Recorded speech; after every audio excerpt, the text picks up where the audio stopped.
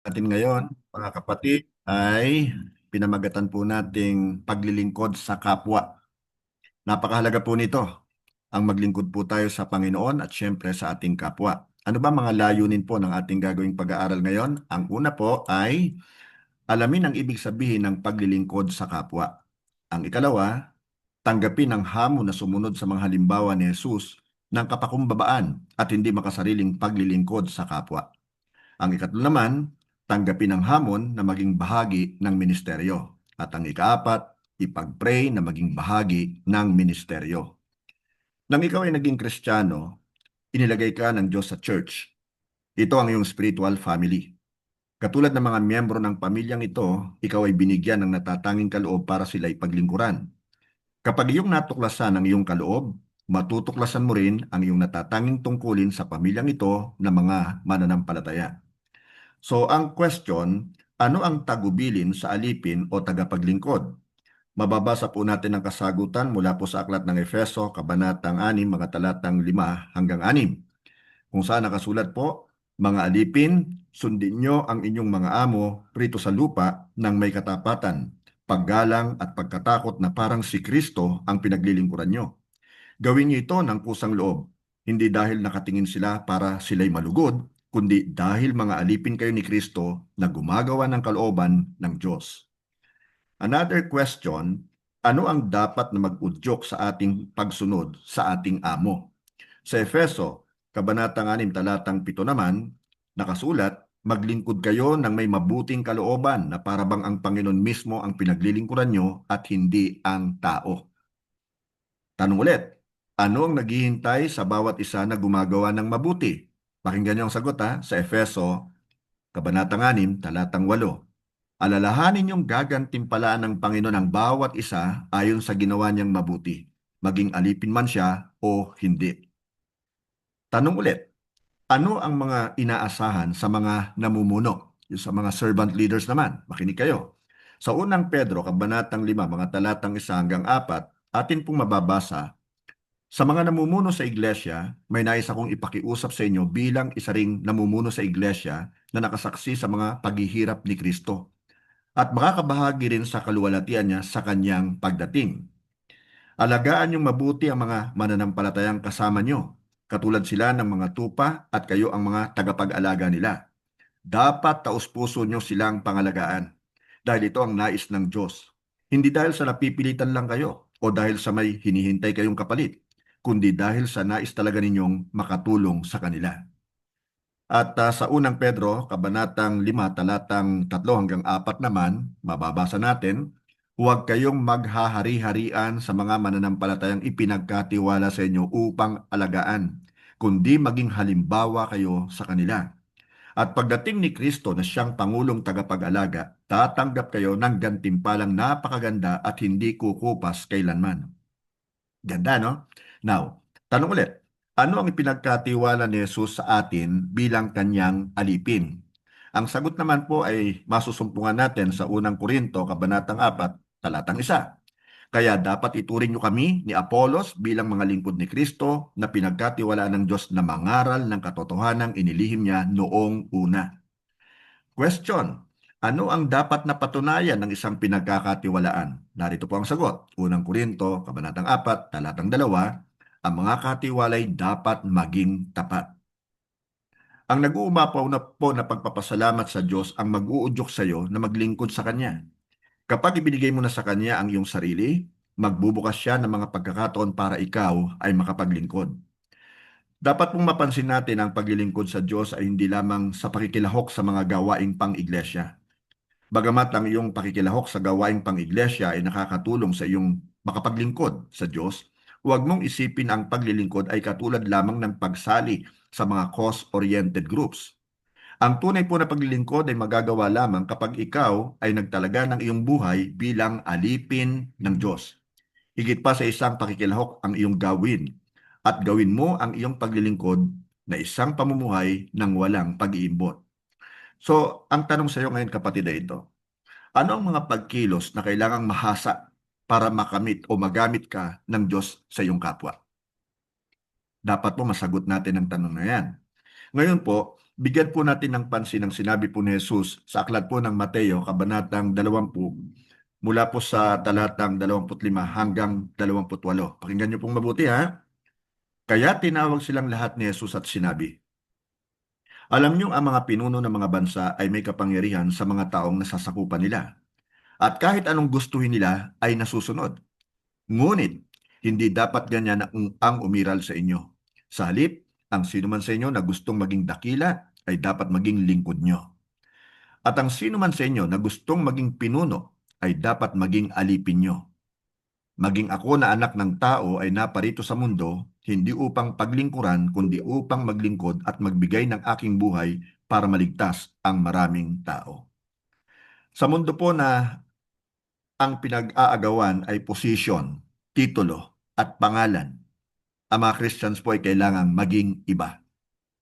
Buhat po ng si Kristo ay maghalimbawa ng isang buhay na mapagpakumbaba at hindi siya nagpalingkod, kundi siya ang naglingkod sa iba. Gayon din naman po, ikaw ay nararapat na tumulad sa Kanya. Katulad ng Kanyang pagkuha sa tuwalya at palanggana para hugasan ng mga paa ng Kanyang mga alagad. Gayon din naman, ikaw ay nararapat na maglingkod sa iyong kapwa. So, kamanggagawa, pagsikapan mong maglingkod at hindi ang pinaglilingkuran. Doon po sa aklat ng Titos, Kabanatang 3, mga talatang 1 hanggang 2, nakasulat po, paalalahanan mo ang mga mananampalataya na magpasakop at sumunod sa mga may kapangyarihan. Kinakailangan lagi silang handa sa paggawa ng anumang mabuti. Huwag nilang siraan ang sinuman at huwag silang maging palaway. Sa halip, dapat silang maging maunawain at mapagpakumbaba sa lahat. Gusto ko yatang ulitin yun ng verse 2, ano? Huwag nilang siraan ang sinuman at huwag silang maging palaaway. Okay, doon naman po sa aklat ng Marcos 9:35b. Ang sino man sa inyo na gustong pinakadakila sa lahat ay dapat magpakababa at maging lingkod ng lahat. Talagang servant ang dating. Ano po? So bilang isang servant, hindi mo kailangang itaas ang iyong sarili. Huwag kang magbuhat ng sarili mong bangko. Ano man ang iyong ginagawa ay dapat na nagbubukal mula sa kagustuhan na mabigyan ng kaluguran ang Panginoon. At ang makita ng mga tao sa iyong buhay ay si Jesus bilang layunin ng iyong paglilingkod. Na sa pamamagitan ng iyong halimbawa sa pagpapakababa ay makilala nila ang Panginoong Hesukristo. Ang tunay na lingkod ay mapagpakumbaba. So ang question, ano ang kailangan mong isuko para ikaw ay maging mapagpakumbaba? Doon po sa unang Pedro, Kabanatang 4, talatang 8 at 10, ganito naman pong mababasa natin. Higit sa lahat, magmahalan kayo ng tapat. Sapagkat kung mahal mo ang kapwa mo, mapapatawad mo siya kung gaano pa karami ang nagawa niyang kasalanan. Napakahalaga po niyan, kapatid. Baka meron po kayong hindi kasundo. Baka hanggang ngayon meron pa rin kayong kinakayamutan. Kasamaan loob nyo. Dapat matuto na po tayo magpatawad. Ano po? Now, sa verse 10 naman, binigyan ng Diyos ang bawat isa sa atin ng kaloob, talent. Gamitin natin ito para sa ikabubuti ng lahat bilang mabubuting katiwala ng iba't ibang kaloob ng Diyos. Ang pag-ibig po ang siyang nag-udyok kay Jesus, kaya siya'y namatay para sa iyo. Ito rin naman ang nag-uudyok para makita mo na ang iyong paglilingkod ay kapahayagan ng iyong pag-ibig sa Diyos at sa iyong kapwa. So narito po ang isang katanungan, ang iyong paglilingkod ay udyok ng pag-ibig? Isa pa, ipinakikita mo ba ang iyong pagmamahal sa mga tao sa paglilingkod? Paano? Sa aklat po ng Filipos, Kabanatang 2, mga talatang 5 hanggang 8, nakasulat po, dapat maging katulad ng kay Kristo Jesus ang pananaw nyo. Kahit na nasa Kanya ang katangian ng Diyos, hindi niya itinuring ang pagiging kapantay ng Diyos bilang isang bagay na dapat panghawakan. Sa halip, ibinaba niya ng lubusan ang sarili niya sa pamamagitan ng pag-aanyong alipin. Naging tao siyang tulad natin. At sa pagiging tao niya, nagpakumbaba siya at naging masunurin sa Diyos hanggang sa kamatayan, maging sa kamatayan sa krus. So kung si Kristo na siyang Panginoon ng lahat ay nagpakita sa iyo ng halimbawa ng kapakumbabaan, di ba nararapat lamang na gayahin mo rin ito? Kung kanya ngang iniwan ang ginhawa ng langit upang maglingkod sa mga tao, na sa bandang huli ay siya ring humiling ng kanyang kamatayan sa krus, hindi ba nararapat lamang na paglingkuran mo ang iyong kapwa? Ang tunay na lingkod ay hindi kailanman nag-iisip tungkol sa position, pero hindi naman marunong maglingkod. Tama? Marami talaga hinahabol ang position eh. May mga ilang churches na rin po akong nadaluhan. Pero tila baga may mga tao talagang ganyan. Position lamang ang hinahangad pero walang paglilingkod. So hangarin po natin yung paglilingkod. We should not be after the position. Ano po? Now, tanong, kung ikaw ay isang hari, paglilingkuran mo ba ang iba? Paano ito magiging katulad sa halimbawa ni Jesus? Dahil si Jesus alam natin hari ng mga hari eh. Pero bumaba dito sa lupa para maglingkod at hindi para paglingkuran. Nawa magkaroon tayo ng ganitong uri ng katangian. Ano po? So narito po ang ilang paraan para makapaglingkod ka sa Diyos. Pakinggan nyo itong mabuti ha, yung mga nagnanais pong maglingkod sa Panginoon, ano? O kaya yung mga naglilingkod na pero ika nga, question mark pa rin yung ika nga uri ng kanyang paglilingkod. Una po, paggamit ng mga kaloob na spiritual. Sa unang Pedro, Kabanatang 4, talatang 10, mababasa po natin, binigyan ng Diyos ang bawat isa sa atin ng kaloob. Lahat tayo may kaloob. Gamitin natin ito para sa ikabubuti ng lahat bilang mabubuting katiwala ng iba't ibang kaloob ng Diyos. So nalulungkot ako sa totoo lamang sa mga Kristiyano na hindi pa nagagawang maglingkod. At pag tinanong mo, ay talaga namang sasabihin, wala kasi akong talento eh. Hindi po totoo yan. Yan po ay kasinungalingan, galing po yan sa dyablo. Baka tayo napapapaniwala pa rin na ang Diyos niligtas tayo, maging pagpapala sa ating kapwa, pero hindi tayo binigyan ng talento, di ba? Para bagang isang sundalo na pinadala sa gyera pero wala namang dalang baril, o kaya may baril naman, wala namang bala, di ba? Hindi ganun ng Diyos natin, kapatid. Kaya dapat nasain nating ma-discover natin yung talents natin, ano? At nang sa ganun ay magamit tayo ng Diyos na maging pagpapala at makapaglingkod tayo sa ating kapwa. Now, ang tanong po ay ito, anong kakayahan meron ka ang magagamit mo sa paglilingkod sa Diyos at sa iyong kapwa? So alam naman po natin ano, yung mga nadidiscover natin, may kakayanan po na magsayaw, may kakayanan po na kumanta, may kakayanan naman na kumbaga ay tumulong sa kapwa, yung sa pagbati, kagaya ng mga ushers and usherettes. May kakayahan halimbawa na mangaral, di ba? Marami tayong nadidiscover na ganyan. Ipagamit po natin yan, kapatid kaibigan. Now, ang ikalawa, maging handa sa pagtulong sa iba ayon sa iyong kakayahan. Ikaw ay may mga kaloob at kakayahan para makatulong sa iyong kapwa. Huwag mong kakalimutan yan. Basahin po natin ang nakasulat sa unang Tesalonika, Kabanatang 5, mga talatang 14 hanggang 15. Ang sabi po rito, nakikiusap kami sa inyo, mga kapatid, na pagsabihan nyo ang mga tamad. Makinig yung mga tamad ha? Okay. Palakasin ang mga mahihina sa pananampalataya nila. Maging mapagpasensya kayo sa lahat. Yan. Maaring marami sa atin kulang na kulang po sa pasensya, no? Parang ako yata yun ha? Okay. So kailangan maging mapagpasensya po tayo. Huwag na huwag niyong gagantihan ng masama ang gumagawa sa inyo ng masama. Sa halip, sikapin niyong makagawa ng mabuti sa isa't isa at sa lahat. Doon naman po sa ikalawang Pedro, Kabanatang 1, mga talatang 5 hanggang 9. Pakinggan natin ang nakasulat. Dahil dito, pagsikapan niyong maidagdag sa pananampalataya niyo ang kabutihang asal. Sa kabutihang asal, ang kaalaman. Sa kaalaman, ang pagpipigil sa sarili. Sa pagpipigil sa sarili, ang pagtitiis. Sa pagtitiis, ang kabanalan. Sa kabanalan, ang pag-ibig sa mga kapatid kay Kristo. At sa pag-ibig sa mga kapatid kay Kristo, ang pag-ibig sa lahat. Sapagkat kung ang mga katangiang ito ay nasa inyo at lumalago, nagiging makabuluhan at kapakipakinabang ang pagkakakilala nyo sa ating Panginoong Heso Kristo. Ngunit, ang mga nagkukulang sa mga katangiang ito ay mga bulag sa katotohanan. Nakalimutan na nilang nilinis na sila ng Diyos sa dati nilang mga kasalanan. Ang tanong sa iyo ngayon, kapatid, ito, nakahanda ka bang tumulong sa iyong kapwa? Nakapag-abot ka na ba ng tulong sa iyong kapwa? Ano ang naging pakiramdam mo? Now, dumako po tayo sa ikatatlo, pakikilahok sa mga gawaing pang-iglesia. Baka hanggang sa ngayon, matagal na tayong Kristiyano pero hindi pa rin tayo nakikilahok, ano? Pagkapakinig ng salita ng Diyos, uwi na tayo. Di ba? Para bang walang tayong pakialam doon sa ating kapwa. Dapat makilahok po tayo. At nakakatuwa po ang paglahok po sa gawain sa iglesia. Sa totoo lamang po. Ang sarap sa pakiramdam. Hindi mo may paliwanag yan. So makilahok ka kapatid sa mga gawaing pang-iglesia.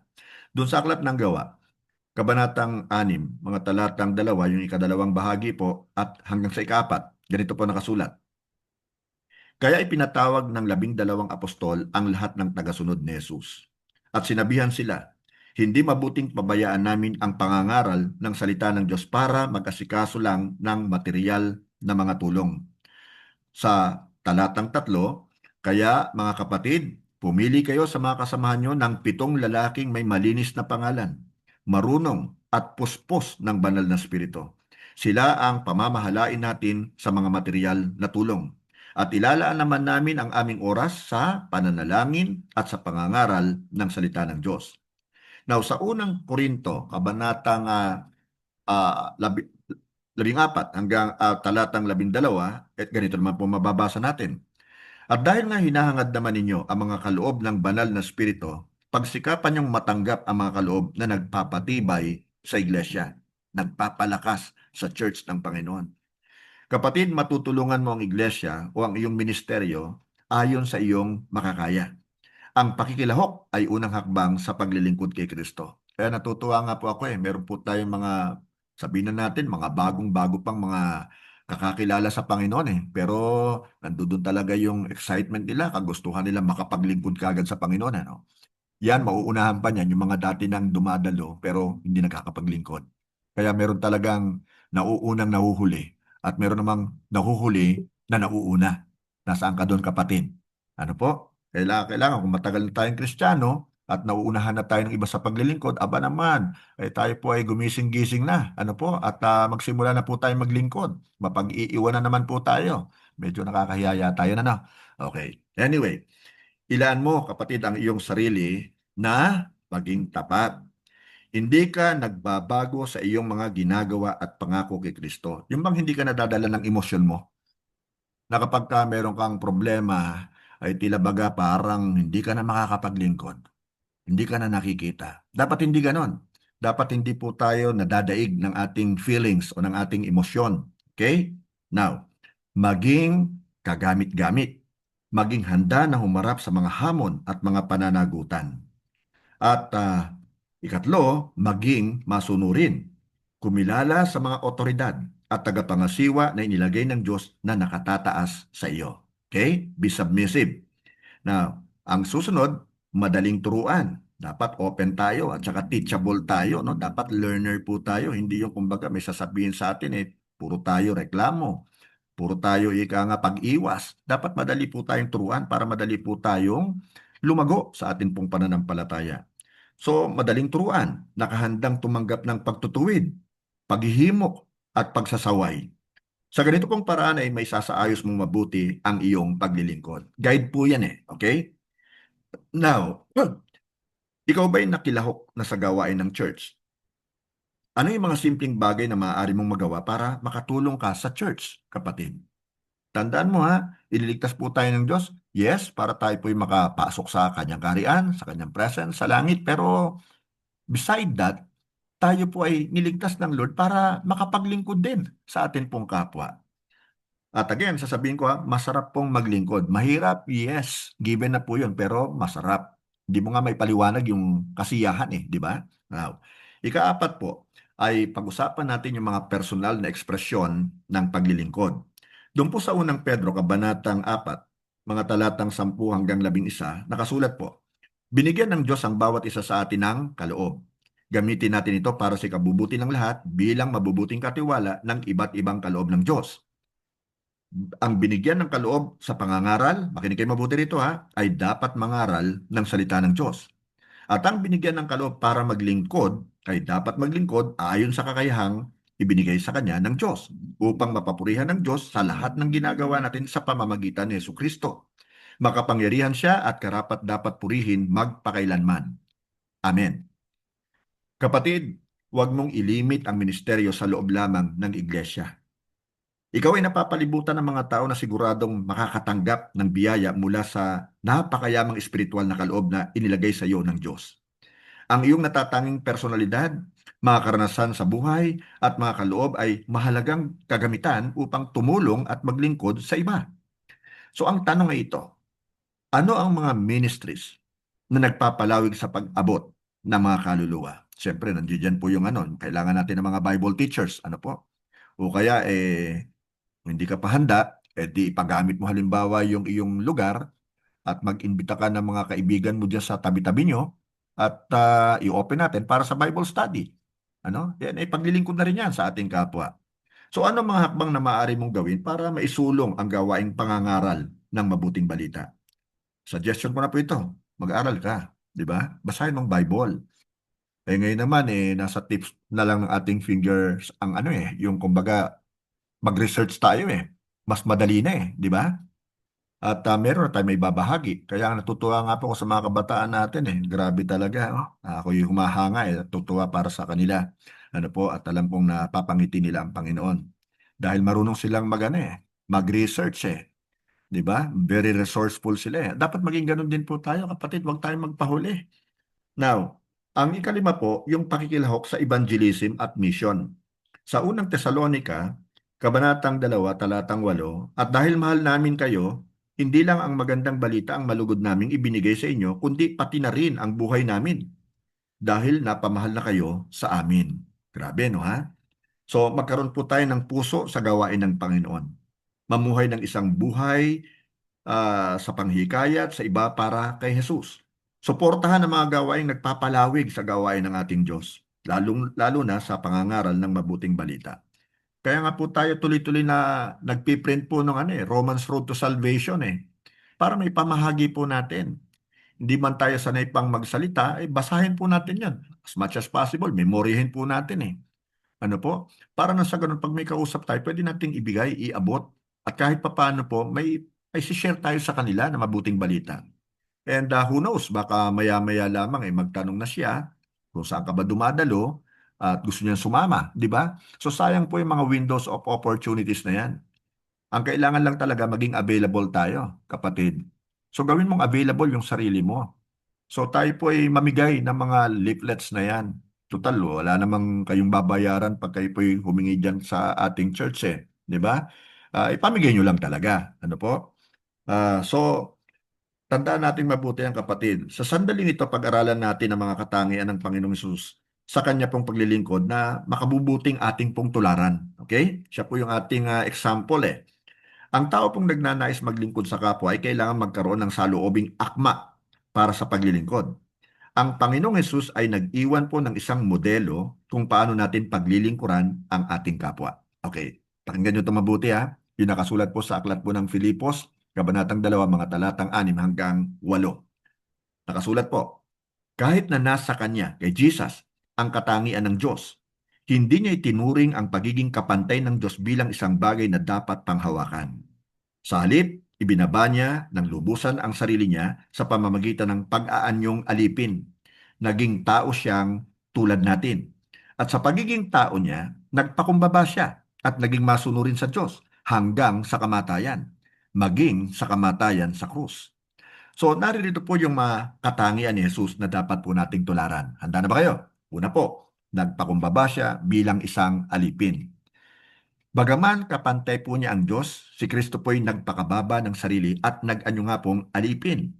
Ang kanya pong kapakumbabaan ay dapat mag-encourage sa iyo na wag nang hangarin pa ang posisyon, pwesto, titulo o pangalan. Sa halip, kailangan pagbutihin mo kung paano ka makapaglilingkod ng maayos sa Diyos at sa kapwa. Ikalawa, naging masunurin po si Jesus hanggang sa kamatayan. Grabe, no ha? Tularan natin yan. At kahit kamatayan ay hindi po nakapigil kay Jesus para tapusin ang kanyang misyon o layunin. Ito po ay dapat magpasigla sa atin upang magtiis at manatiling tapat hanggang matapos ang misyon na ipinagagawa sa atin ng Diyos. Ikatlo, naglingkod po si Jesus na may otoridad at kapangyarihan. Ang buhay po ni Jesus ay minarkahan ng otoridad at kapangyarihan. Ito ay nagpapatunay lamang na ang ministeryo ng banal na spirito ay aktibo po sa kanyang buhay. Gayun din naman, ang iyo pong ministeryo ay nararapat na magkaroon ng resulta o bunga dahil sa kapangyarihan ng Holy Spirit. Ito ang nagbibigay ng supernatural na resulta sa iyong buhay at sa iba. Ikaapat, nagtiwala po si Jesus sa Diyos. Ang pagtitiwala sa Diyos ay isa sa mga tatak ng ministeryo ni Jesus. Ito rin ang kailangang ikilos mo, kapatid. Lagi mong paalalahanan ang iyong sarili na makakagawa ka lamang ng marami kapag ikaw ay nagtiwalang lubos sa anointing power ng Holy Spirit. Ikalima, nagbigay siya ng kaluwalhatian sa Diyos. Sa bandang huli, ang bawat alipin po ay kailangang magbigay ng kaluwalhatian sa Diyos. Ipinakita po ni Jesus sa lahat ng tao na ang kanya pong ginagawa ay para sa kaluwalhatian ng Diyos. Hindi para siya ang maitaas kung hindi ang Diyos ang kanyang itinataas. Sino pa ba naman tayo, kapatid? Dapat lagi po nating iniisip yan, na sa ating pong paglilingkod, ang binibigyan natin ng kaluwalhatian, ang itinataas natin, hindi ang ating sarili, kung hindi ang ating Diyos na buhay. Okay. Ika-anim po, tinapos niya ang kanyang misyon. Okay? At siya ay naging masunurin hanggang kamatayan. Ito po ay nagpapaalala sa iyo na matatapos mo rin ang iyong misyon dahil sa biyan bigay ng Diyos sa iyo. Di ba? Nakasulat, He who began a good work in you shall be faithful to complete it until the day of our Lord Jesus Christ. Kaya kapatid, huwag kang magpadala sa mga problema sa buhay, sa mga pagsubok. Kaya nawawalan kang gana na maglingkod sa Panginoon. Yun ang pinakahigit na dapat nating pakanasain. Yung tapusin natin, yung layunin, yung plano, yung misyon na ipinagkatiwala sa atin ng Diyos. Okay. So, narito po ang mga practical na hakbang na dapat po natin gawin ha. Nawa naman po ay nakakasunod kayo, ano? Nakakasabay kayo sa akin. Una po, magpasalamat sa Diyos sa pagkakataong makapaglingkod sa Kanya at sa kapwa. Yan po ay pribileyo natin, kapatid. Marami po ay hindi nakakapaglingkod sa tunay na Diyos. Kaya mapalad ka, kapatid kaibigan. Pinili ka at hinilang ka ng Diyos. So magpasalamat ka sa Kanya. Suriin ang iyong motibo sa paglilingkod. Bakit ka nga ba naglilingkod? Para sumikat? Para mapansin? Para maaprobahan ng mga tao? Mapalakpakan? Ay kapatid, dapat hindi yan ang maging motibo natin. Okay?